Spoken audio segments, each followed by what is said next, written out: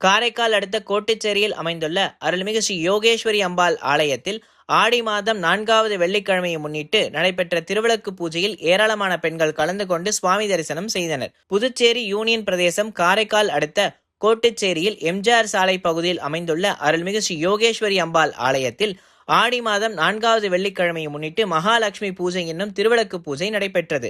100க்கும் மேற்பட்ட பெண்கள் திருவிளக்கு பூஜையில் கலந்து கொண்டு குத்துவிளக்கை அம்பாளாக பாவித்து பூஜைகள் செய்து ஸ்ரீ யோகேஸ்வரி அம்பாளை வழிபட்டனர்.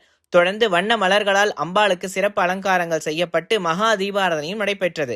ஆடி மாதம் 4வது வெள்ளிக்கிழமையை முன்னிட்டு நடைபெற்ற திருவிளக்கு பூஜையில் ஆலய அறங்காவலர் குழு நிர்வாகிகள் உள்ளிட்டோர் ஏராளமானோர் கலந்து கொண்டு சுவாமி தரிசனம் செய்தனர்.